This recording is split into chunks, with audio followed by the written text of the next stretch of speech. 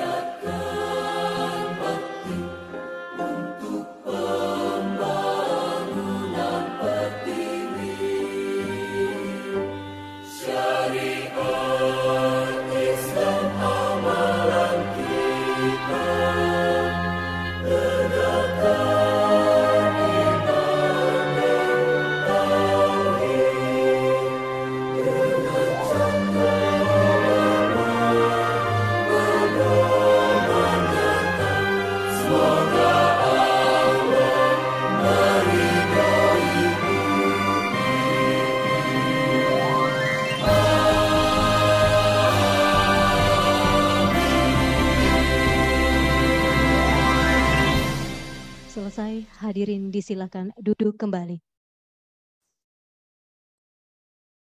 Ketua Sidang dan Dewan Penguji yang kami hormati, hadirin yang berbahagia. Ujian terbuka disertasi promosi doktor atas nama Honggo Hartono pada program studi hukum program doktor Fakultas Hukum Universitas Islam Indonesia dibuka oleh Dekan Fakultas Hukum Universitas Islam Indonesia selaku Ketua Sidang. Kepada yang terhormat Profesor Dr. Budi Agus Riswandi SHMHUM, disilakan. Pada hari ini kita akan melaksanakan ujian terbuka disertasi promosi doktor atas nama Promopendus Honggo Hartono pada program studi hukum program doktor Fakultas Hukum Universitas Islam Indonesia. Sebelum ujian ini dimulai, perkenankan saya selaku Ketua Sidang memperkenalkan Dewan Penguji yang terdiri dari pertama, Profesor Dr. Agus Yuda Hernoko SHMH, promotor dari Universitas Airlangga Surabaya.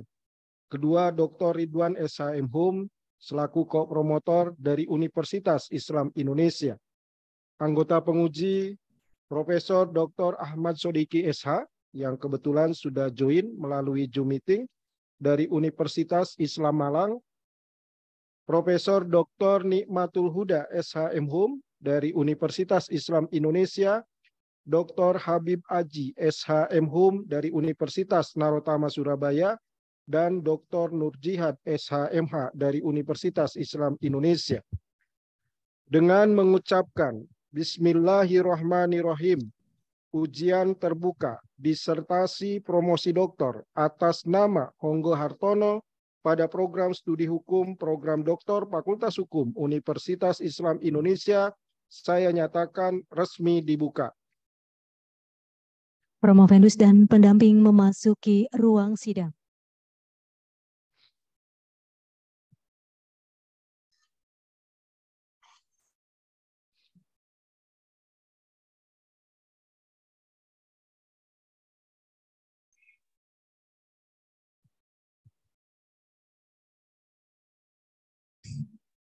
Pelaksanaan ujian terbuka disertasi promosi doktor atas nama Honggo Hartono pada program studi hukum program doktor Fakultas Hukum Universitas Islam Indonesia dimulai, dipimpin oleh Ketua Sidang.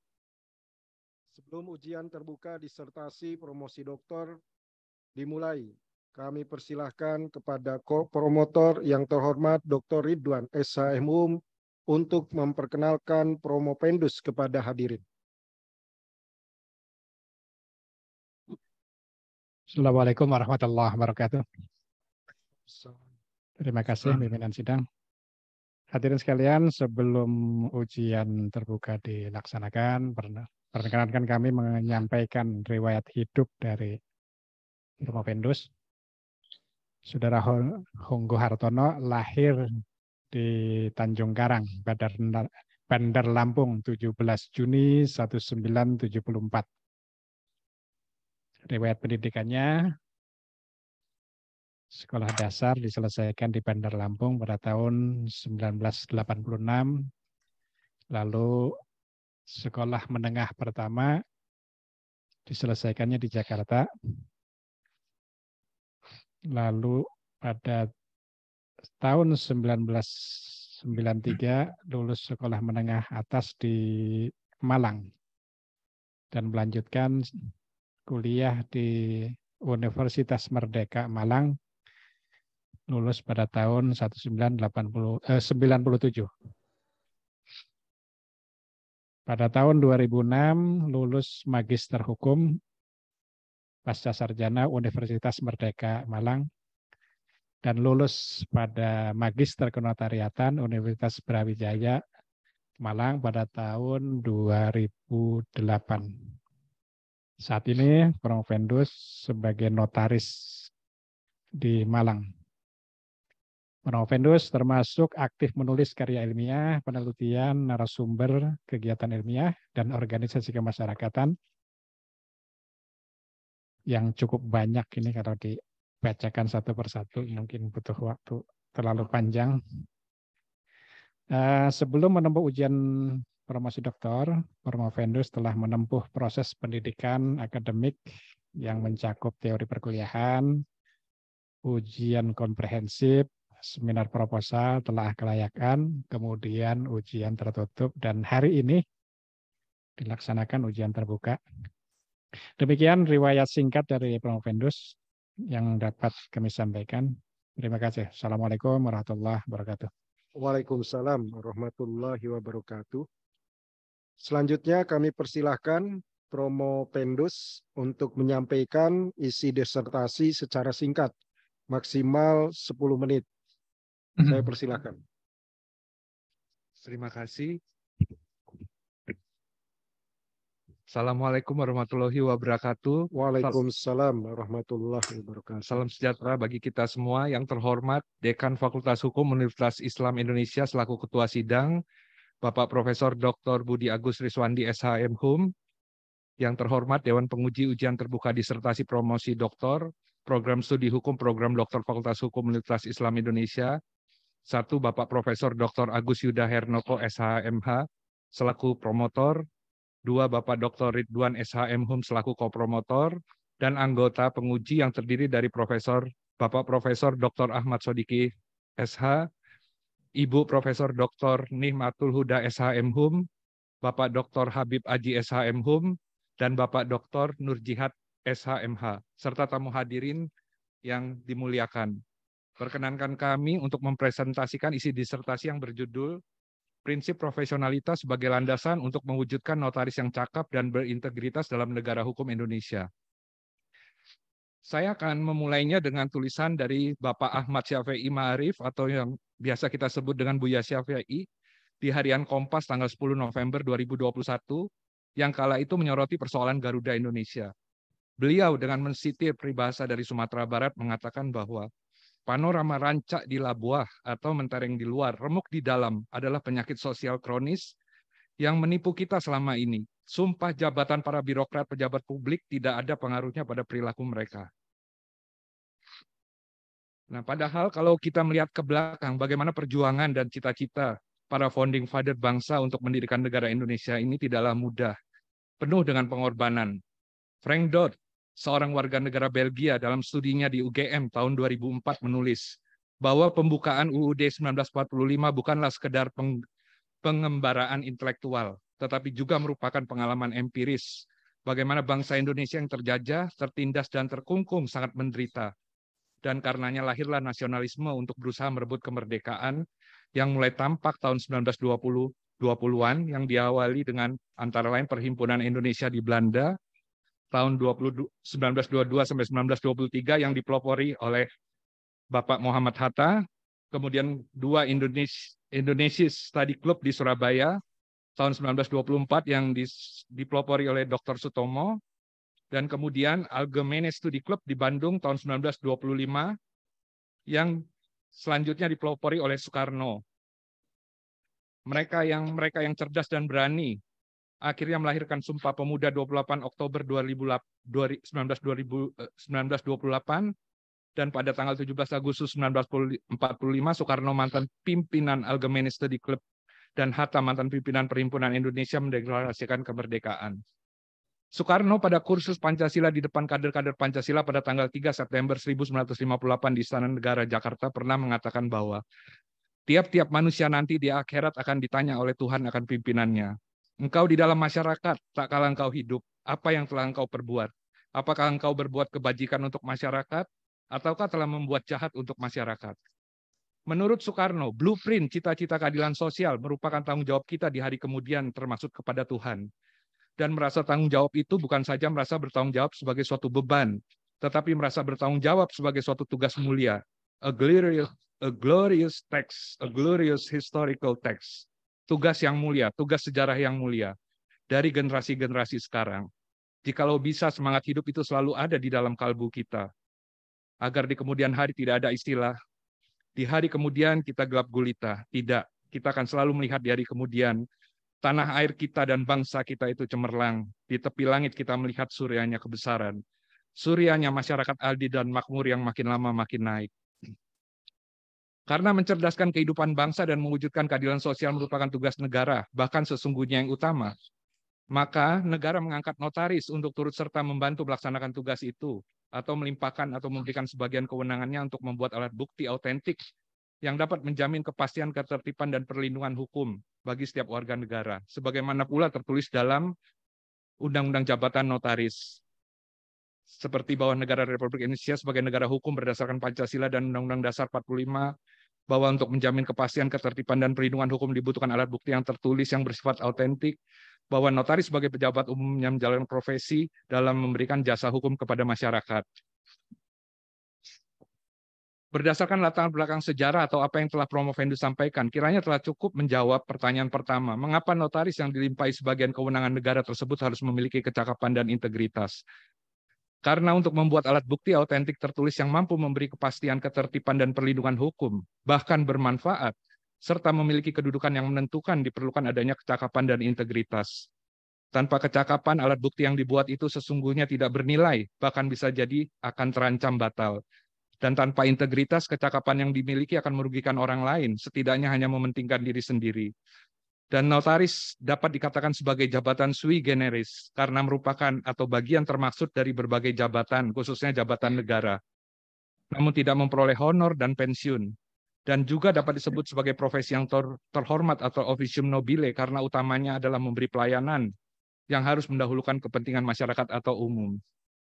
Berdasarkan pengamatan atau penelitian Promovendus, masih ditemukan adanya ketidakcakapan dan minimnya integritas para notaris. Baru-baru ini, setelah ujian tertutup yang Promovendus lakukan tanggal 11 Februari 2023, kurang lebih beberapa hari kemudian, Promovendus menemukan pula adanya hal tersebut, di mana akta pendirian CV tanggal 4 Januari 2011, di samping didirikan oleh suami istri, juga tidak didaftarkan di pengadilan negeri tempat kedudukan CV tersebut. Di mana saat itu berdasarkan pasal 23 Kitab Undang-Undang Hukum Dagang, pendaftaran pendirian CV, firma, dan persekutuan perdata harus dilakukan di kepanitraan pengadilan negeri. Permasalahan itu juga timbul ketika CV tersebut saat ini akan dilakukan perubahan, di mana saat ini harus didaftarkan di Kementerian Hukum dan HAM sebagaimana pasal 2 Permenkumham nomor 17 tahun 2018. Karena apa? Karena harus mendaftarkan pendiriannya dahulu, sedang bukti pendaftaran di pengadilan negeri tidak ada. Kemudian lagi adanya pendirian PT yang dibuat tanggal 22 Agustus 2022, di mana para pendiri ada yang tidak mengambil bagian saham sebagaimana disyaratkan oleh pasal 7 ayat 2 Undang-Undang nomor 40 tahun 2007 tentang PT. Tentu menjadi permasalahan bagaimana kedudukan para pendiri yang tidak mengambil bagian saham tersebut. Apakah bertentangan dengan hukum dan apakah batal demi hukum? Dan bagaimana kelak notaris melakukan perbaikan atau perubahannya? Juga sebenarnya apabila kita banyak melihat komparisi yang dibuat oleh para notaris, saya kira masih ada yang tidak sempurna. Kemudian juga ada masalah pemasangan papan nama di mana notarisnya tidak berkantor, kemudian penunjuk tempat yang berlebihan, menghakimi rekan notaris, termasuk saya pernah dihakimi dan lain sebagainya. Semua itu disinyalir karena kelemahan Undang-Undang Jabatan Notaris termasuk mungkin kode etik.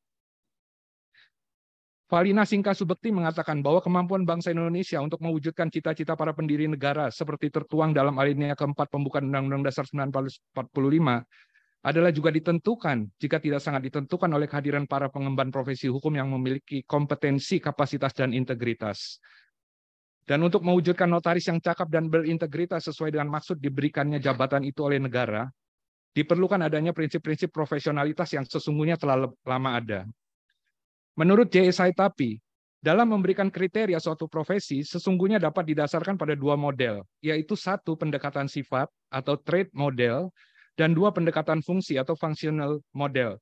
Di mana dalam trait model pendekatan sifat tidak kurang ditemukan adanya 23 ciri profesi atau the essential elements of the true professions. Namun trait model itu bisa jadi mengandung kelemahan karena mudah jatuh ke dalam kesalahan menerima profesional dari definisi mereka sendiri. Oleh karenanya adalah bijaksana untuk juga mensandingkannya dengan functionalist model atau pendekatan fungsi. Karena dalam perumusan model fungsionalis ini tidak ada upaya untuk menyajikan daftar lengkap sifat, melainkan komponen model yang terbatas pada elemen-elemen yang dikatakan memiliki relevansi fungsional bagi masyarakat secara keseluruhan, termasuk kepentingan negara, pajak misalnya. Motivasi altruistik harus menjadi yang utama untuk diperhitungkan oleh si profesional. Berdasarkan hal-hal tersebut dan untuk menjawab persoalan kedua, maka prinsip-prinsip profesional itu Promovendus rangkum menjadi sebagai berikut. Satu, prinsip kecakapan dan keseksamaan yang terdiri dari pengetahuan, keahlian atau keterampilan, kemudian kecermatan. Yang kedua, prinsip integritas, dan yang ketiga, prinsip status sosial, yang terdiri dari moral dan etika profesi, organisasi profesi, dan ketiga, penegakan kode etik. Di mana kesemua itu harus dilandasi dengan nilai-nilai Pancasila, diantaranya kemanusiaan, keadilan, kepatutan, dan kejujuran, demi tercapainya negara hukum Pancasila yang bertujuan mewujudkan keadilan sosial. Dan bagi Soekarno itu dianggap sebagai meja statis atau best values oleh Bapak Profesor Dr. Mokhtar Kusumaatmadja dan juga dicita-citakan oleh para pendiri bangsa sebagai lead star, dinamis atau goal values. Dan karenanya nilai altruistik menjadi mutlak dalam prinsip profesional tersebut yang harus dikristalisasi dengan sumpah jabatan notaris. Dan untuk menjawab persoalan ketiga, bagaimana mewujudkan notaris yang dicita-citakan, notaris yang cakap dan berkompeten dan berintegritas dalam negara hukum Indonesia, maka dengan mengikuti alur pikir Bagirmanan, upaya itu ditawarkan melalui pembentukan hukum undang-undang dan juga kode etik yang meliputi pendidikan, baik sebelum menempuh pendidikan notariat, juga pada saat menjalaninya, hingga lulus pendidikan notariat, maupun setelah menjadi atau menjabat notaris dengan mengenyam pendidikan hukum berkelanjutan.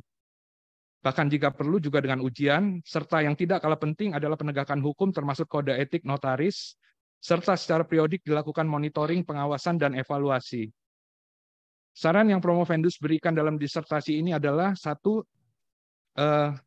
adalah merevisi Undang-Undang Jabatan Notaris yang pada pokoknya dalam hal menimbang yang menjadi landasannya haruslah mengacu dan berbunyi bahwa Indonesia adalah negara hukum Pancasila yang bertujuan untuk mencerdaskan kehidupan bangsa dan mewujudkan keadilan sosial.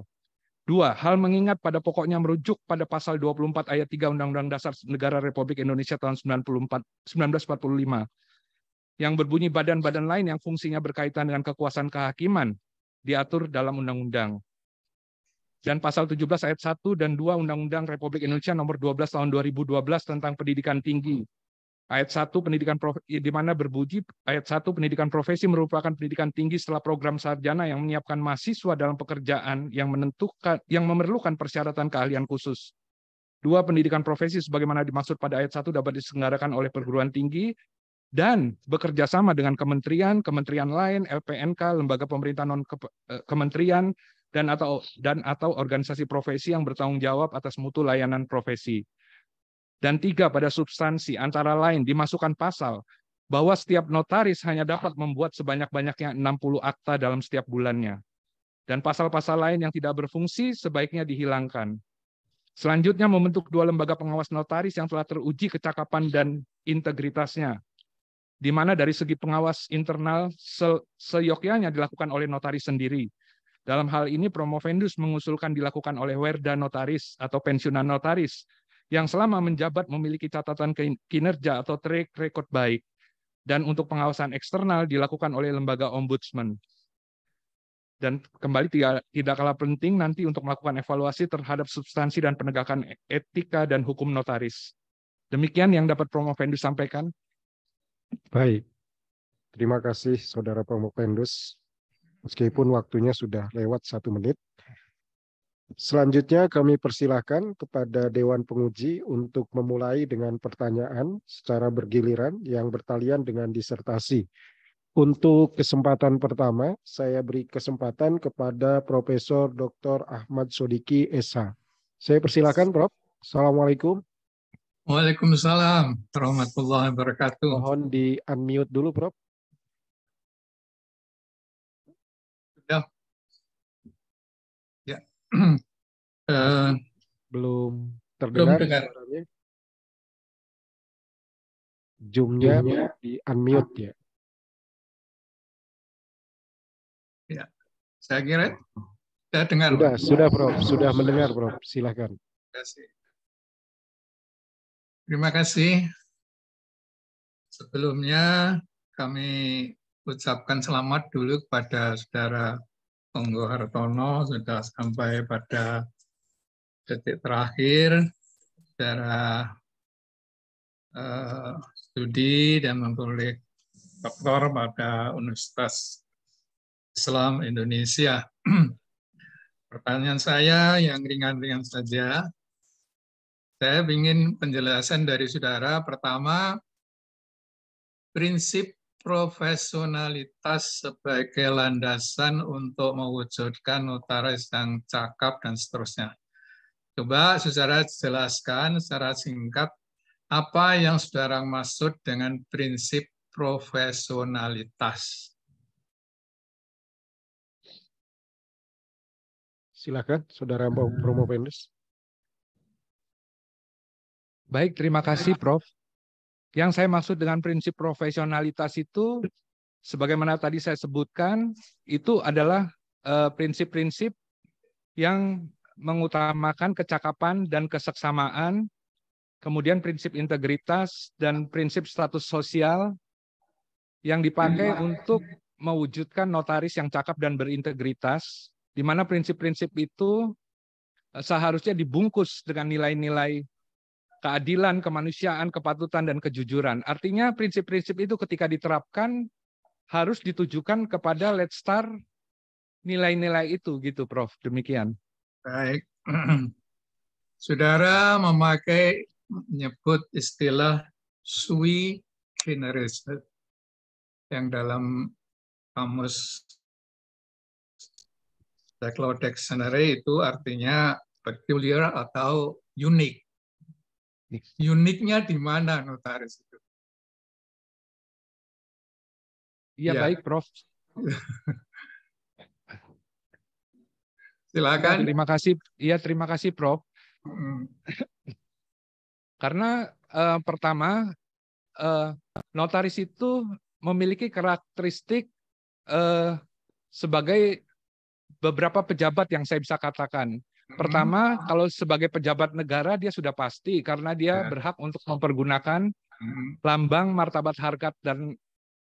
harkat dan martabat bangsa burung Garuda.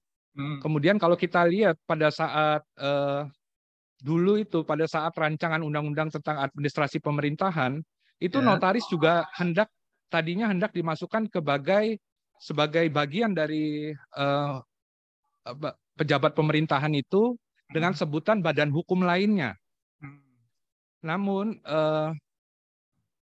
kalau sebagai pejabat publik jelas Undang-Undang Jabatan Notaris mengatakan bahwa dia adalah pejabat publik atau pejabat umum.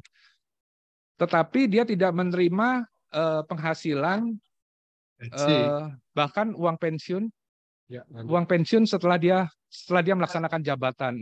Itu salah satu karakteristiknya. Kemudian yang kedua dia juga sebenarnya bisa dimasukkan sebagai masuk dalam kategori lembaga yudikatif karena ketika dia membuat akte perjanjian perdamaian seharusnya itu bersifat final dan mengikat seperti halnya putusan hakim. Dan kalau melihat tugas dia juga sebenarnya yang tidak boleh berpihak, kemudian harus memberi keadilan, itu juga bisa dikategorikan masuk sebagai kategori lembaga yudikatif. Dan kalau lembaga legislatif ya saya kira juga bisa jadi karena dia juga membuat perjanjian yang mengikat bagi para pihak sebagai undang-undang.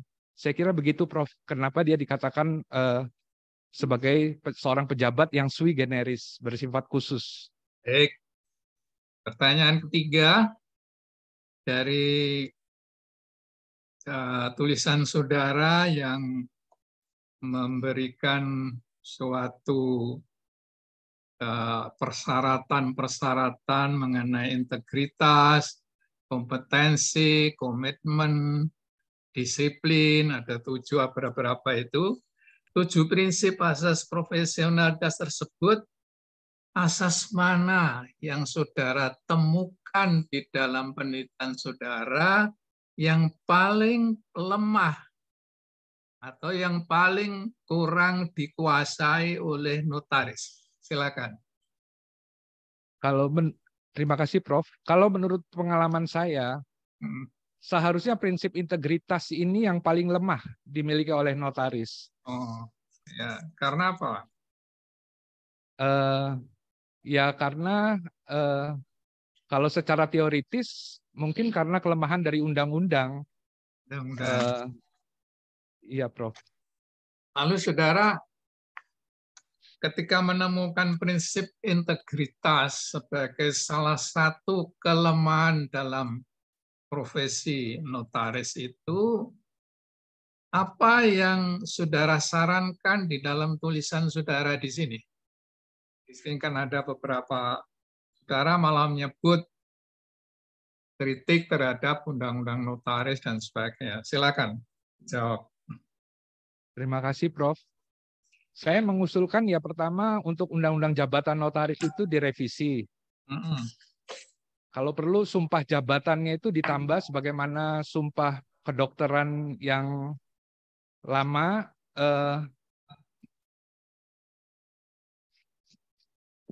Ini saya bacakan intinya bahwa saya bersumpah atau berjanji bahwa saya akan patuh dan setia kepada Negara Republik Indonesia, Pancasila, dan Undang-Undang Dasar Negara Republik Indonesia tahun 1945. Dan saya akan menempuh hidup yang saya dan saya akan menempuh hidup yang saya baktikan kepada ilmu yang saya peroleh dengan tetap suci dan bersih. Bahwa saya akan menjalankan jabatan saya dengan amanah, jujur, saksama, mandiri, dan tidak berpihak.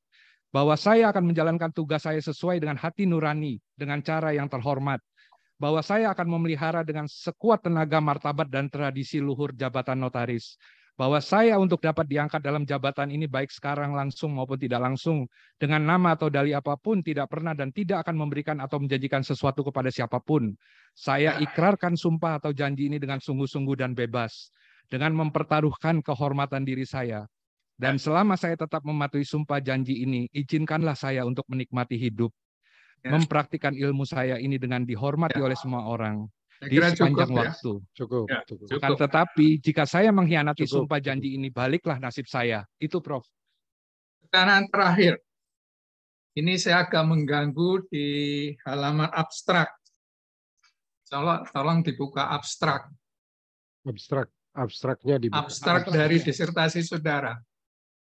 Halaman 7 angka Romawi, halaman 12 angka Romawi. Sudah? Sudah, Prof. Nah, ini saya baca ya. Penelitian ini bertujuan menguraikan, mengkaji, dan seterusnya prinsip profesionalitas sebagai landasan untuk mewujudkan kecakapan integritas notaris selaku pejabat sui generis. Karena dapat dikategorikan sebagai pejabat negara namun tidak menerima fasilitas layaknya pejabat negara pada umumnya yang menjalankan profesi mulia, officio nobile, karena diangkat oleh pemerintah untuk memberikan pelayanan kepada masyarakat umum, khususnya dalam membuat alat bukti yang mampu menjamin kepastian, ketertiban, dan perlindungan hukum. Justru acap kali menimbulkan problematik atau terjadi sebaliknya. Saya agak rancu karena ada kata-kata ini. Karena diangkat oleh pemerintah, bla bla bla bla bla bla, justru acap kali menimbulkan problematik. Ini saya kok pemahaman saya apa memang begitu ya? Profesi mulia, ya karena diangkat oleh pemerintah untuk memberikan pelayanan dan seterusnya ini, justru acap kali menimbulkan problematik. Apa karena diangkat itu lalu acap kali menimbulkan problematik atau bagaimana pemahaman sekarang? Silakan. Iya. Silakan. Terakhir. Terima kasih, Prof. Maksudnya pemerintah mengangkat notaris itu kan untuk membantu tugas pemerintah khususnya dalam membuat alat bukti. Dan kapan alat bukti itu dipakai? Ya sebenarnya maksudnya itu kan untuk menghindari adanya sengketa hukum. Kalaupun terjadi sengketa hukum, bahwa alat bukti itu akan dipakai secara menentukan atau memudahkan untuk diambil suatu keputusan. Tapi yang acap kali terjadi, misalkan sebagai contoh yang saya kasih tadi, akte pendirian CV, kemudian akte pendirian PT, itu justru menimbulkan ketidakpastian hukum. Terus ada lagi, saya baru-baru ini juga baru 2 hari yang lalu dikasih sama Pak Mulyoto tulisannya beliau, dan kebetulan itu juga saya alami. Jadi di mana ada seorang pemegang saham yang meninggal tanpa adanya surat kematian, kemudian surat keterangan waris, tiba-tiba saham itu beralih ke seorang anaknya. Yang saya maksud bukan itu. Apakah karena diangkat oleh pemerintah dan sebagainya itu justru acap kali menimbulkan problematik itu loh? Bukan, Prof. Ya. Bukan karena diangkat pemerintah terus menimbulkan problematik. Maksud saya, tolong nanti gini aja, tolong nanti kalimatnya diperbaiki. Makasih ya. Prof. Terima kasih Bapak Ketua. Assalamualaikum warahmatullahi wabarakatuh. Waalaikumsalam warahmatullahi wabarakatuh. Terima kasih Pak Profesor Dr. Ahmad Sodiqi SH. Selanjutnya saya persilahkan Profesor Dr. Nikmatul Huda SHMHum untuk menyampaikan pertanyaannya. Baik, Assalamualaikum warahmatullahi wabarakatuh. Selamat siang, salam sejahtera untuk kita sekalian. Selamat untuk Pak Anggo, sudah sampai pada tahap terakhir ini. dari yang Bapak teliti dan yang tadi tambahan informasi yang Bapak presentasikan itu kan untuk menuju sebuah profesi yang profesional, cakap dan berintegritas itu kan butuh waktu gitu ya. Tidak bisa serta-merta langsung orang mendapatkan izin notaris itu dia langsung profesional. Tuntutannya memang begitu. Tetapi butuh waktu untuk menjadi sempurna gitu ya. Nah, kalau kemudian problemnya ada di masih banyak kita temui notaris yang belum pada posisi yang katakanlah on the track itu, kira-kira apa yang harus dilakukan oleh misalnya ini, kemudian pemerintah dan juga kampus.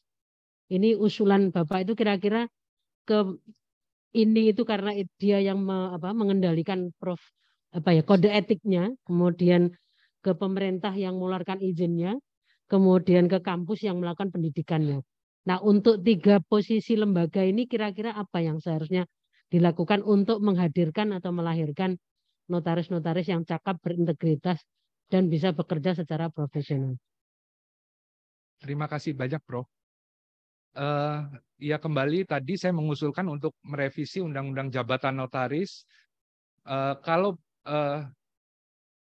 itu mungkin untuk jangka panjang ya. Sebenarnya kok menurut saya kalau ada political will, keinginan politik dari pimpinan ini dan Kementerian Hukum dan HAM, kemudian didukung oleh pemerintah atau setidaknya mungkin pemerintah bisa mengeluarkan peraturan pemerintah atau peraturan Menteri Hukum, saya kira itu bisa dilakukan dengan cepat.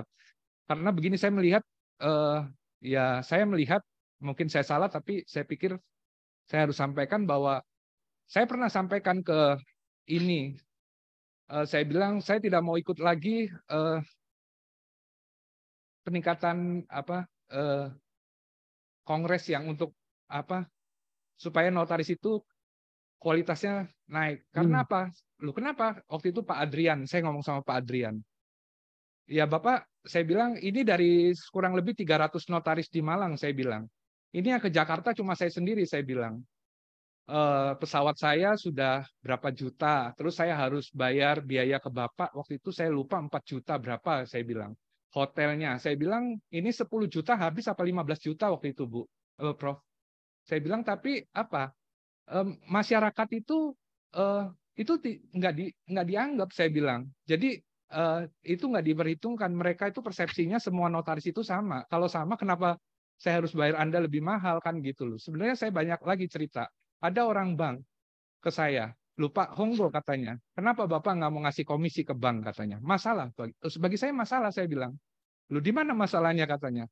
Kalau Bapak mau terima 10.000 dari saya, Bapak akan bergeming kalau ada rekan saya yang menawari Bapak 20.000. Nanti Bapak akan bergeming lagi kalau ada rekan saya yang menawarkan 50.000 ke Bapak. Dan bagi saya, memilih untuk memberi Bapak 50.000 atau saya bayar pendidikan berkelanjutan, saya akan pilih untuk kasih Bapak. Untuk apa pendidikan berkelanjutannya tidak ada nilainya kok kan gitu loh. Dan itu yang terjadi. Saya pikir kalau ya tadi itu kalau misalkan dikunci dengan undang-undang bahwa setiap notaris sebanyak-banyaknya untuk membuat akta itu 60 akta setiap bulan, artinya 1 hari 2 akte, Prof. Itu saya pikir hari Sabtu Minggu juga dia kerja itu buat akte. Saya pikir itu cukup bagus untuk untuk menuju notaris yang memiliki integritas dan memiliki kecakapan itu. Begitu, Prof. Oke, saya lanjutkan. Beberapa saat yang lalu kalau nggak salah KPK pernah mengusulkan lebih dari 10 notaris untuk dicabut izinnya gitu ya, karena diduga menurut KPK ini terlibat dalam proses gitu ya, atau setidak-tidaknya ikut dalam proses kliennya yang melakukan pencucian uang gitu ya. Apakah KPK bisa ya mengusulkan begitu itu, atau itu harusnya ranahnya dari Ikatan Notaris? Kalau sebenarnya kan keputusan akhir untuk memecat notaris itu kan ada di Kementerian Hukum dan Hak Asasi Manusia, Prof. Yeah. Jadi sebenarnya kalau Kementerian Hukum itu mau tegas, saya kira ya bisa saja gitu loh, bisa. Jadi bisa dilakukan oleh Kementerian Hukum. Sebenarnya baik etika maupun undang-undang ya, mulai dari notaris diangkat dan dipecat itu kan muaranya di Kementerian Hukum gitu, Prof. Jadi kalau saya kira kalau Kementerian Hukum bisa tegas dan kemudian bekerja sama-sama Ikatan Notaris Indonesia, saya kira ya bisa untuk mewujudkan notaris yang cakap dan berintegritas. Oke, yang terakhir, apa kelemahan dari disertasi ini yang mungkin nanti bisa ditindaklanjuti oleh peneliti berikutnya? Ya, saya pikir masih banyak sebenarnya hal-hal yang harus kita pikirkan. Saya ada tulis di sini 3 persoalan contoh, Prof. Saya bilang ketika kita mengalihkan saham, itu kan yang saya dapat selama ini, itu tidak perlu persetujuan dari kawan kawinnya. Sedangkan saya pernah ikut satu pelatihan di Jakarta, itu kebetulan lawyernya waktu itu Bu Anita yang sekarang dia masuk bela siapa itu, dia, loh kalau saya tanpa persetujuan istri saya akan gugat katanya. Loh, saya bilang itu kan barang bergerak. Peralihannya hand to hand, saya bilang. Jadi kalau saya pindahkan uang undang-undang, iya. Tapi katanya anggaran dasar, katanya undang-undang, itu peralihannya memerlukan akta peralihan, katanya gitu. Jadi dia menekankan di akta peralihan itu. Nah itu saya pikir perlu ditindaklanjuti apakah memang memerlukan persetujuan kawan kawinnya untuk mengalihkan saham atau tidak. Kemudian yang kedua, saya juga saran soal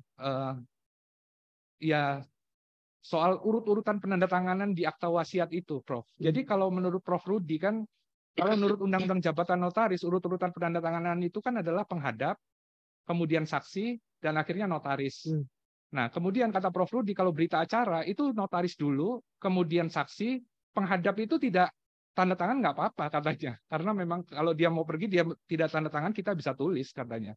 Nah, kenapa itu penting? Karena di akte wasiat itu ditekankan bahwa urut-urutan penandatangan itu adalah penghadap, notaris, kemudian saksi. Dan saya yakinlah banyak notaris yang buat wasiat urut-urutan itu tidak diikuti. Dan ada pasal di bawahnya itu yang mengancam bahwa tata urutan itu harus dipenuhi dengan ancaman batal wasiat itu. Nah ini ada lagi kemarin kasus ya, Prof.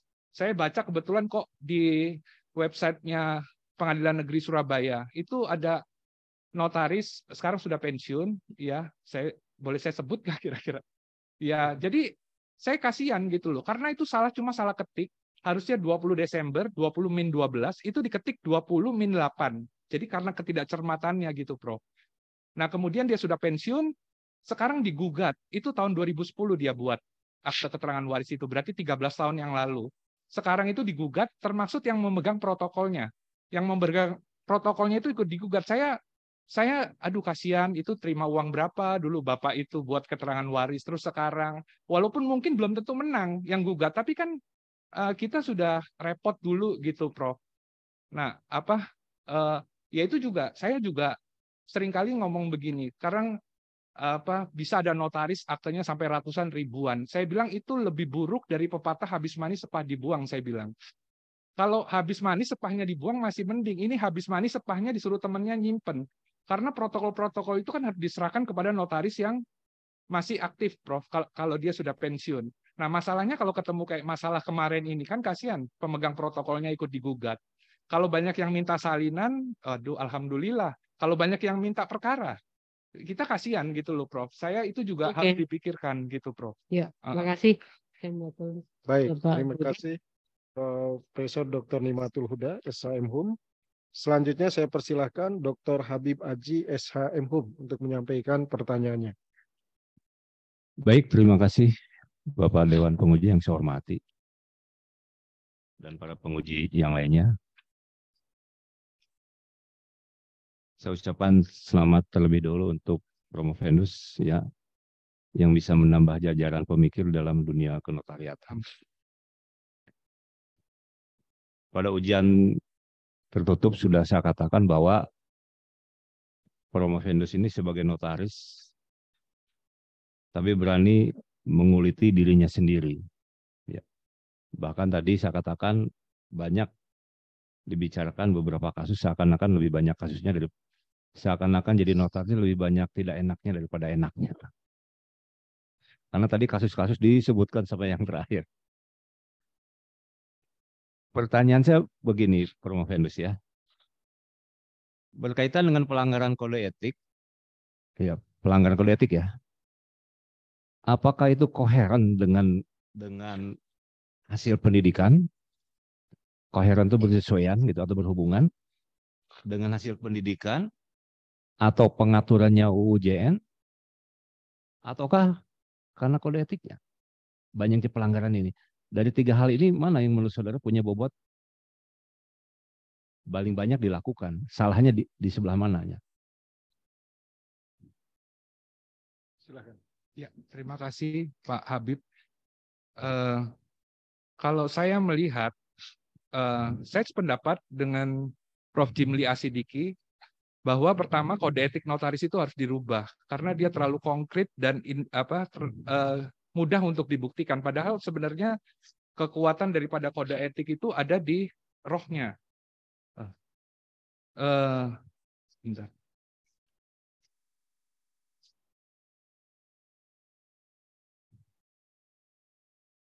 Jadi kata Prof. Jimli Asidiki bahwa kode etik notaris Indonesia itu semuanya bersifat konkret dan sangat terukur. Contoh misalkan harus hadir, mengikuti dan berpartisipasi aktif kegiatan perkumpulan, membayar iuran. Yang termasuk kategori abstrak dan bersifat umum, yang maksudnya itu kode etik itu hanya bersifat jujur, bersikap jujur, mandiri, tidak berpihak, amanah, seksama, penuh rasa tanggung jawab, berdasarkan peraturan undang-undangan dan isi sumpah jabatan notaris. Di sini belum disinggung pentingnya profesionalisme. Tetapi boleh jadi prinsip profesionalisme itu sudah dipandang tercakup dalam nilai keseksamaan pada butir E tadi. Nah, keseksamaan ini tadi sempat saya singgung juga di prinsip kecakapan. Dan kemudian rupanya kedua pengertian etik dan kondak atau kode perilaku itu tercampur menjadi satu. Menurut Prof. Jimli, padahal sebenarnya kekuatan etika itu justru terletak pada kedalaman rohnya, yaitu roh kebenaran dan keadilan. Kalau saya melihat itu sebenarnya terlepas dari kode etik itu sudah baik atau tidak, kalau saya melihat ya penegakan kode etiknya yang kurang menggigit. Sebagai contoh, saya pernah sampaikan ke Ketua Majelis Pengawas Notaris di Malang. Saya bilang, masa itu notaris itu begitu? Saya bilang, buat aktenya bisa banyak. Dia bilang, loh, ini pakai bahasa Jawa Pak Habib. Terus tak kandani cara ini. Ya jarno nih ono opo-opo DS sih ngerasakno katanya. Loh, kan harusnya kan nggak begitu. Harusnya ya kamu saya peringatkan. Kalau kamu masih begitu, saya akan tembuskan ke Kementerian Hukum dan HAM. Kalau perlu izinmu harus dicabut, kan begitu. Ya banyak lah. Kemudian juga ada rekan notaris saya bisa nelpon saya, nanya, apa betul itu Pak Honggo orang yang menghadap katanya. Loh itu kan nggak etis gitu loh Pak Habib. Nanya saya apakah orangnya benar menghadap atau tidak. Kalau dia tidak menghadap itu kan urusan saya yang pidana memberikan keterangan palsu. Saya lapor lagi ke Majelis Pengawas Daerah. Loh, wis nanti saya damaikan. Loh, saya nggak ada masalah sama dia Bu, saya bilang. Cuma itu etis atau tidak kan gitu loh. Jadi menurut saya penegakan etiknya yang kurang begitu Pak Habib. Baik, terima kasih Prof. Venus. Saya bertanya seperti itu, tadinya saya punya kekhawatiran dari pendidikan kelemahan UJN atau kode etik. Prof. Venus tadi menjawab karena kode etik. Jadi saya syukur alhamdulillah Pak U gitu. Ternyata pendidikan connected on the track gitu. Saya khawatirnya Prof. Venus menyalahkan pendidikan connected yang salah. Kalau pendidikannya saya kira sudah bagus Pak Habib. Karena saya ketua Forum MKS, di bawahnya ada 20 pendidikan kotariat gitu. Ternyata pendidikannya tidak salah, berarti kan kode etiknya. Cuma kalau saya boleh saran, ya saya pikir harusnya tenaga pengajarnya itu harus seperti Pak Habib. Jadi minimal dia punya gelar S3 dan juga memiliki kemampuan mumpuni begitu loh. Kalau saya lihat, saya beranilah.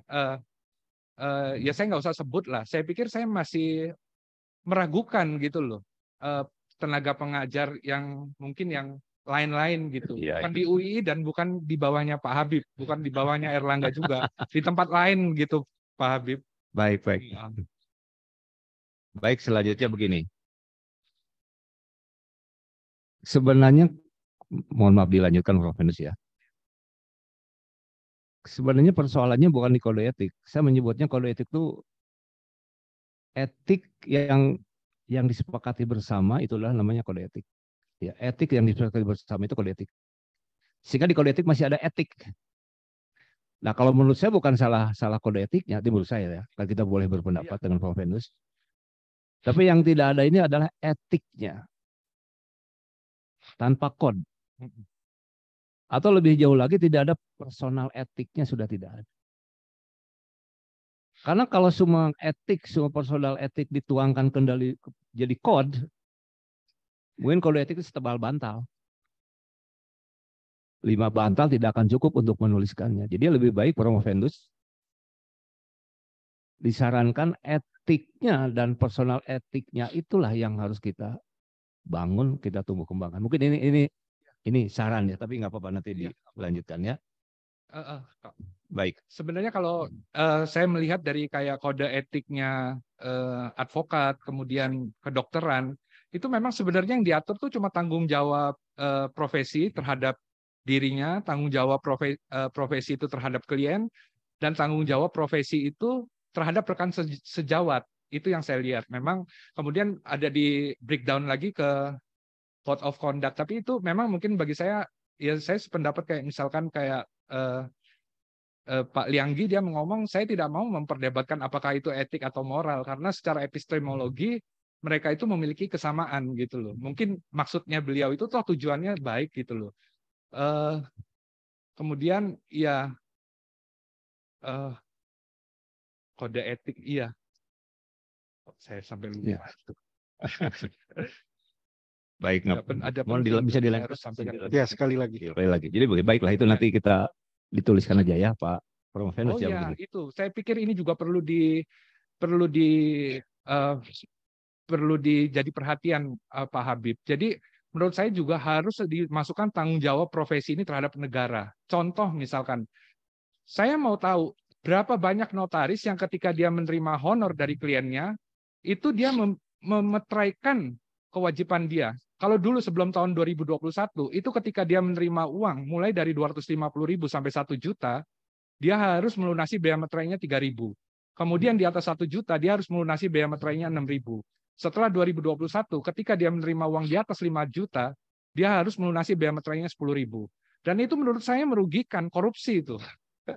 Dia kalau saya jadi petugas pajaknya, kalau saya sampai ketemu Anda buat kwitansi 1 tidak dapat meterai, maka saya anggap semua kwitansi yang Anda buat tidak dibayar meterainya. Itu. Baik. Itu tanggung jawab si profesi terhadap negara itu juga perlu ditekankan gitu Pak Habib. Baik, ini yang berikutnya ya. Tadi waktu di awal disebutkan bahwa notaris itu memberikan pelayanan itu ya. Coba sekarang mohon dijawab jujur oleh Promovendus. Ya, ya. Okay. Ini menentukan nilai jawabannya. Iya, siap. Saudara menjadi notaris itu untuk memberikan pelayanan atau untuk memenuhi kebutuhan hidup? Oke. Yang pertama begini, kan sesuai dengan apa yang saya tulis. Karena gini, maksudnya gini. Ya, oke. Kalau menempatkan diri sebagai pelayanan, tidak perlu banyak bicara aktanya, satupun nggak ada masalah. Betul. Tapi kalau bicara memenuhi kebutuhan hidup, ya banyak-banyak buat akta itu maksudnya. Ya. Sebagaimana pernah saya sampaikan, kan kalau berdasarkan hasil pemeriksaan dari Majelis Pengawas Daerah kemarin, sejak dari 2011 sampai 2022, itu akte saya rata-rata sebulan itu 2,8 akte Pak Habib. Jadi tidak ada 3 akte.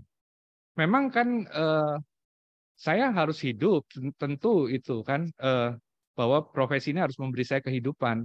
Tapi itu bukan yang utama, karena saya harus memberi pelayanan. Sebagai contoh begini Pak Habib, saya pernah dapat seorang klien, itu setelah ayahnya meninggal, ibunya itu diusir oleh keluarga, oleh saudara-saudara ayahnya. Karena dia bilang, ini rumah adalah rumah peninggalan orang tua saya.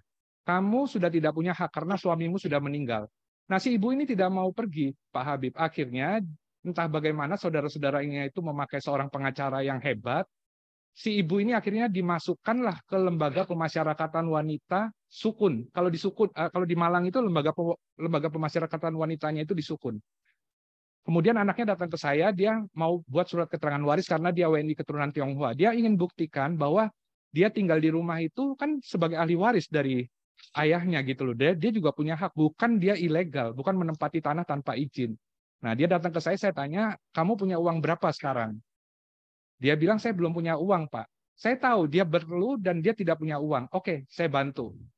Nah, saya datang ke LP Wanita Sukun, saya buat akte sana. Dan saya kan selalu buat surat keterangan waris itu dalam bentuk minuta, Pak Habib. Jadi saya tidak pernah buat bentuk dalam in original. Karena ya saya nuruti Pak Notaris Raden Kadiman, kata Pak Tantoki, beliau selalu membuat dalam bentuk minut. Nah, saya ajaklah 2 orang saksi saya tanda tangan di Lembaga Pemasyarakatan Wanita Sukun untuk surat keterangan waris dia. Kemudian setelah itu dipakai di pengadilan, akhirnya ibunya keluar. 2 bulan kemudian anak itu datang ke saya, Pak, sekarang saya ada uang. Kamu punya berapa? Saya punya 1 juta. Saya terima 1 juta. Saya bilang carilah notaris se-Jawa Timur yang buat surat keterangan waris untuk golongan Tionghoa, harganya 1 juta. Pada saat itu saya masih harus manual, Pak Habib, masih harus nanya ada tidak wasiatnya. Sudah bayar ya, kalau mau cepet ya kan ada quote and quote-nya kan gitu loh, Pak. Supaya cepat turun surat ada tidak wasiatnya. Ya kalau begitu, saya salut kepada saudara ternyata lebih mendahulukan pelayanan daripada memenuhi kebutuhan hidup itu kan. Dan Ya. saya bersyukur bahwa saya dikasih kesempatan untuk melakukan hal itu gitu loh. Sebenarnya ada lagi juga. Ya. Saya pada saat itu posisi saya tidak punya akte. Saya ditawari suruh dibuat apa? Ini Ya, perjanjian ikatan dipersingkat. Iya. Ikatan jual beli katanya. Ini harganya 4 miliar. Saya kasih dulu 1 miliar, nanti sisanya akan saya selesaikan 6 bulan lagi. Kalau 6 bulan lagi saya tidak bisa selesaikan, tolong ditulis akan dimusyawarahkan dengan mufakat. Saya walaupun pada saat itu saya butuh, saya tidak mau. Karena saya bilang, waduh ini kalau dia nakal ini yang beli, 6 bulan lagi nggak saya bayar itu orangnya. Loh, bunyinya aktenya kan musyawarah mufakat. Ya. Kan saya dapat duit, tapi saya nyusahkan yang jual. Kalau saya sebenarnya saya bisa bebas, saya bisa ngomong loh. Saya kan hanya membuatkan apa yang disepakati oleh para pihak. Saya pasti bebas, gitu. Ya. Saya pikir itu, Pak Habib. Cukup, Pak Habib. Ada terakhir ini ya. Ya. Baik, dari hasil disertasi ini tadi saudara mengusulkan ada perubahan ujian. Kira-kira sebutkan saja ya norma hukum baru apa yang harus ada di ujian yang baru ini. Terima kasih Pak Habib. Ya itu yang tadi saya sebut bolak-balik ya. Batas maksimal pembuatan akte notaris itu ya sebanyak-banyaknya adalah 60 akte setiap bulannya. Saya juga bingung itu bisa majelis kehormatan notaris itu mengeluarkan peraturan notaris itu bisa membuat akte 21 hari.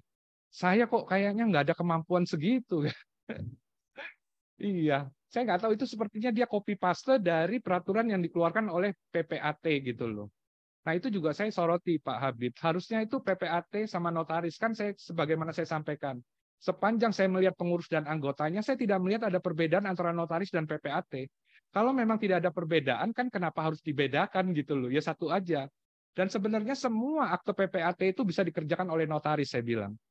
Tetapi sebaliknya tidak semua pekerjaan yang dibutuhkan oleh kantor pertanahan itu bisa dibuat oleh PPAT. Contoh saya bilang akte pelepasan hak, surat keterangan waris, melegalisir surat, itu tidak bisa dilakukan oleh pejabat pembuat akte tanah.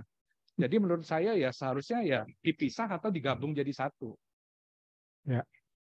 Ya itu Pak Habib. Jadi sebanyak-banyaknya 60 akte. Kemudian kalau bisa sumpah jabatannya diadop seperti tadi itu, saya kira bagus. Jadi kalau saya benar, ya biarlah Tuhan merestui pekerjaan saya, menjadikan saya kaya secara terhormat, kan gitu. Kalau tidak, ya baliklah nasib saya. Itu Pak Habib. Jadi baru 2, mohon maaf ya. Terus ya buat norma pembatasan membuat akta, revisi sumpah agar Tuhan dilibatkan, padahal Tuhan dikasih honor. Yang satu lagi apa? Saya minta 3 tadi. Mau majelis pengawas cukup aja di situ. Jadi untuk melakukan pemeriksaan notaris, menurut saya tidak perlu izin dari majelis kehormatan notaris. Justru menurut saya yang harus diproteksi itu saksinya notaris. Ya. Jadi di undang-undang itu dikatakan bahwa saksi notaris tidak bisa dipanggil atau dilakukan penuntutan. Itu yang menurut saya penting. Baik, jadi itu 3 norma hukum yang saudara usulkan, mudah-mudahan bisa. Baik, terima kasih. Terima kasih Bapak Baik, Ketua. terima kasih Pak Dr. Habib Aji, SHM. Selanjutnya saya persilakan Pak Nur Jihad, SHMH. Baik, terima kasih pimpinan sidang. Pertama tentu sama saya ucapkan selamat Pak Onggo ya, yang telah sampai pada tahapan ujian terbuka. Dan saya melihat sudah ada beberapa perbaikan ya, masukan terkait dengan masukan yang disampaikan pada saat kelayaan maupun tertutup ya. Meskipun saya melihat masih ada yang belum di follow up ini Pak Onggo ya. Jadi karena untuk penyusunan disertasi itu kan ada panduan penulisan disertasi di program doktor ini, maka mohon itu supaya dijadikan acuan ya. misalkan terkait dengan yang ini juga pernah disinggung oleh Prof. Nimah ya, susunan atau sistematika abstrak. Ya, ini belum sesuai ya. Jadi isu hukum yang diangkat ini belum dimunculkan gitu ya. Kemudian juga harusnya kan memuat tujuan ya, kemudian masalah, metode, hasil dan rekomendasinya. Ya, nah, ini mohon bisa disesuaikan gitu ya. Termasuk ini memang tata tulis ya, tadi belum pada menyinggung para penguji ya. Jadi jumlah maksimal ya, ini memang kayaknya nggak penting tapi ya harus disesuaikan ya. Termasuk apa namanya paragraf ya, mestinya hanya satu paragraf, ini ada 5 paragraf ini. Tidak lebih dari 250 kata. Ini terlalu semangat. Pak Onggo ini lebih dari 300 ya. Nah, kemudian juga ya terkait dengan metodenya ya. Yang seingat saya pernah juga disampaikan beberapa penguji yang lain. Mestinya kan penelitian ini menegaskan berbasis data sekunder ya, bahan hukum ya. Tapi nggak muncul satupun tuh. Apa tidak nampak di metode mengenai bahan hukum primer ya satupun. Ini mohon nanti bisa disesuaikan lah. Dan ini kan tidak sulit gitu ya. Baik, ada beberapa pertanyaan yang ingin saya sampaikan meskipun tadi juga sudah disinggung oleh para penguji yang lain. Tadi sudah disampaikan bahwa di dalam pembahasan Promovendus ini masalah yang kemudian mengakibatkan terjadinya kemerosotan apa namanya integritas ya, itu kan ada problem regulasinya ya, problem penegakan hukumnya, kemudian juga menyinggung pendidikan ya. Banyak banget nih Pak Onggo ya. Meskipun tadi sudah difilter tadi, Pak Onggo menyatakan bahwa yang paling utama itu adalah regulasi tadi ya, regulasi. Nah, kemudian juga hal apa yang ada di regulasi tadi juga disinggung, tapi itu sudah masuk belum Pak Onggo ya di disertasi Anda terkait dengan pembatasan jumlah akta, terkait dengan majelis pengawas? Sudah ada ya? Oke. Jadi yang itu perlu direvisi ya. Nah, terkait dengan UJN maupun kode etik sendiri, tadi kan disinggung ya untuk kode etik itu belum masuk itu kalimat profesionalitas kan itu ya dalam sumpah. Jimli. Oh, bukan menurut Anda? Bukan. Tadi kayaknya menyampaikan itu perlu gitu ya? Iya, memang apa menurut Prof. Jimli sayang kode etik itu ada prinsip profesional yang belum sempat dimasukkan, mungkin dianggap sudah ada di prinsip seksama itu tadi, yang notaris harus seksama itu, Pak Nurjihan. Oke. Nah, itu saya kira harus lugas saja, Pak Onggo. Kalau memang ada hal-hal yang perlu ya terkait dengan adanya perubahan ataupun penambahan. Jadi masukannya dalam rekomendasi saya kira harus lugas ya, bahwa misalkan ada persoalan regulasi, baik itu perlu dimasukkan ataupun direvisi ya, maka rekomendasinya perlu itu dimasukkan ya. Nah, kemudian yang terkait dengan persoalan tadi kemerosotan kecakapan dan integritas. Ini kan tadi Promovendus menyampaikan itu kelemahannya adalah karena faktor utamanya substansi hukum ya. Substansi hukum ini kalau nggak salah tadi Saudara Promovendus menyatakan belum mengacu sepenuhnya kepada Pancasila dan Undang-Undang Dasar 45. Nah, mohon ini bisa dijelaskan. Maksudnya apa? Ya tadi kan maksudnya itu kan base value dan goal value itu sebenarnya apa? jadi apa yang dicita-citakan oleh founding father yang dituangkan ke dalam Pancasila itu adalah mencerdaskan kehidupan bangsa dan mewujudkan keadilan atau kesejahteraan sosial. Dan menurut saya itu yang harus dituju. Dan sebagaimana saya sering katakan bahwa saya salah seorang yang memiliki keyakinan bahwa melalui keadilan sosial bagi seluruh notaris Indonesia, maka secara tidak langsung akan memberi kontribusi untuk mewujudkan keadilan sosial bagi rakyat Indonesia. Karena kalau sekarang saya lihat ada notaris tertentu yang kaya gitu. Itu kan sebenarnya ada pepatah don't put your egg in the one basket. Jadi sebenarnya jangan taruh uang kita semua. Iya kalau dia berhasil dan dia bisa membagikan. Enggak, maksudnya begini, saya potong Pak Onggo. Artinya ketentuan dalam Pancasila maupun Undang-Undang Dasar 45 ini yang harus dielaborasi ke dalam peraturan yang derajatnya tentu di bawahnya.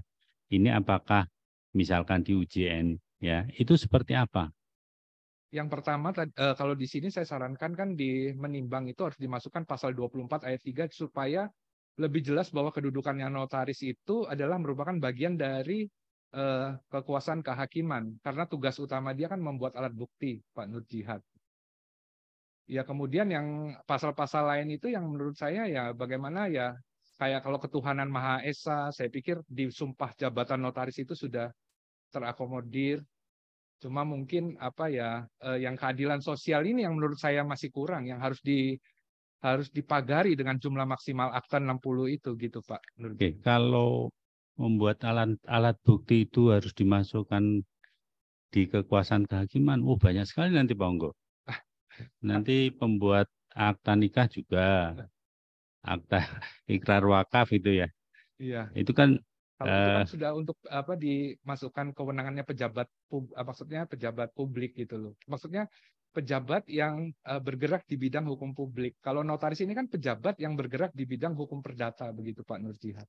Oke, nanti biar penguji yang lain ya terkait perlu dimasukkannya di dalam kekuasaan kehakiman ya. Ya, kemudian tadi ya, saya ingin mendapat jawaban yang lebih tegas ya terkait dengan kemerosotan integritas. Ya. Itu sebenarnya faktornya yang utama ya, itu substansi hukum atau penegakan hukumnya. Integritas ya, kemerosotan integritas. Problem utamanya sebenarnya di mana? Ya, kalau menurut saya ya sementara ini ada di substansi hukumnya, gitu Pak Nur Jihad. Begitu. Iya. Apakah di dalam peraturan baik kode etik ya ataupun di peraturan jabatan notaris itu tidak ada ketentuan-ketentuan yang katakanlah ya itu bisa menjadi dasar bahwa semua notaris itu mestinya harus berintegritas. Sudah ada di sumpah sudah ada kan? Iya. Nah, kalau begitu kan tinggal penegakannya kan sebenarnya. Iya. Berarti problemnya di regulasinya atau di penegakan hukumnya? Iya, kalau saya tetap di penegakan hukumnya yang seharusnya juga mencakup masalah penegakan hukum itu. Jadi di undang-undang itu saya kira ada 3 hal pokok yang harus dimasukkan, mulai dari pendidikannya, kemudian dari substansinya, dan termasuk penegakannya itu tadi Pak. Oke ya, jadi harus tegas karena tadi di materi hukumnya ya. Baik. Nah ini karena tadi terakhir nyinggung tentang bab pendidikan ya. Nah ini saya ingin tanya, ini kelemahannya pendidikannya itu di mana ya? Ya kalau menurut saya ketika dia mau lulus itu yang saya pahami saat ini itu kan sebenarnya memang dia harus menulis suatu disertasi tesis. Nah yang saya lihat itu kebanyakan itu belum berfungsi untuk nanti ketika dia itu akan menjabat sebagai notaris gitu Pak Nur Jihad. Itu sebagaimana Pak Mulyoto juga mengatakan seperti itu. Jadi harusnya tulisan-tulisan tesis itu harus berhubungan dengan tugas jabatan dia nanti. Dan menurut saya ya harus dibedakan juga antara notaris, PPAT, kemudian pejabat pembuat akte lelang, kemudian pejabat akte koperasi. Aduh. Oke, iya. Kalau begitu bukan terkait dengan masalah kurikulumnya, jenjang pendidikannya, bukan itu ya? Iya, juga kemudian untuk harusnya kalau kita lihat pendidikan dulu itu kan untuk bisa lulus teknik pembuatan akte 1 itu sulit sekali, teknik akte pembuatan akte 2. Bahkan untuk lulus hukum waris itu Ya, sulit sekali. baik. Jadi artinya sebenarnya bukan di kurikulumnya ya. Artinya Bukan, terkait ya. dengan materi di dalam kurikulum itu sendiri, tapi bukan misalkan sebenarnya kembali pada jenjang pendidikan yang lama, jenjang profesi gitu, enggak ya? Tidak. Atau harus doktor bahkan untuk jadi notaris? Saya setuju dengan pendidikan magister sekarang karena notaris itu diajak untuk berpikiran lebih luas gitu loh. Jadi enggak, ya istilahnya itu enggak hanya terpaku sama ya seperti itu kan. Dan dia ketika ketemu masalah, saya yakin dia akan bisa lebih siap. Contoh begini, Pak Nur Jihad, ini nggak tahu benar atau enggak. Ada seorang pasangan suami istri, calon suami istri, yang suaminya itu orang negara Inggris. Dia bilang saya mau buat perjanjian kawin, kan? Karena supaya istri saya bisa punya rumah. Nah, padahal Undang-Undang Kewarganegaraan kita tahun 2016 itu mengatakan bahwa istri yang nikah dengan orang yang berkewarganegaraan asing, maka dia akan kehilangan kewarganegaraannya. Dan padahal maksudnya dia membuat perjanjian kawin di notaris supaya tidak ada percampuran harta dan dia bisa mempunyai hak atas tanah di Indonesia. Artinya sudah tepat ya jenjang magister ya. Magister itu sudah tepat. Enggak ada usulan untuk doktor gitu yang boleh gitu. Doktor itu yang ngajar kayak Pak Habib. Oh gitu ya. Baik, cukup. Baik, terima kasih Pak Nur Jihad untuk pertanyaannya. Saya persilahkan Pak Dr. Ridwan SHM. Terima kasih pimpinan sidang. Tadinya saya persilakan untuk minum, ternyata sudah minum. Karena berdasarkan ilmu neuroscience, bekerjanya otak itu dengan air. Makanya kenapa negara-negara yang di situ mengalir sungai besar itu biasanya peradabannya maju lebih dulu.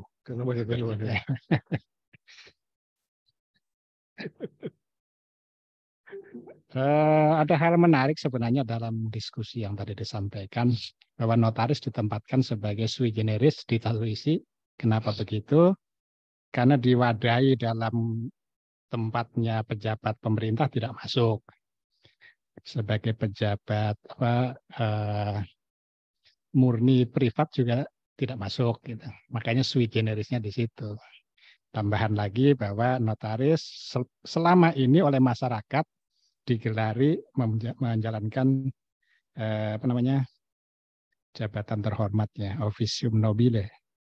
Karena itu untuk menjaga itu semua diperlukan ada kode etik dan UJN. Kode etik itu kalau dalam ilmu hukum itu disebut dengan gedrah norm ya. Norma yang mengatur perilaku. Dan ruh dari norma perilaku itu adalah akhlak atau moral ya. Sementara UJN itu mengatur ketika notaris menjalankan fungsinya. Nah, dari dua norma itu apa sudah memadai itu? Gimana? Norma perilakunya sudah memadai belum atau norma kode etiknya itu sudah cukup atau belum untuk mendukung officium nobile tadi? Ya. Ya mungkin kalau kembali lagi Pak Dr. Ridwan, kalau menurut Pak Jimli kan memang harus dilakukan revisi untuk kode etiknya dan ya saya pikir yang masih belum mendukung itu ya di penegakan kode etiknya itu Pak Ridwan. Ya cukup. Cuma sayangnya yang dikutip ke Prof. Jimli ya. Jimli itu bukan pakarnya itu, nggak ngerti prakteknya. Karena ini kaitannya dengan aktivitas sehari-hari.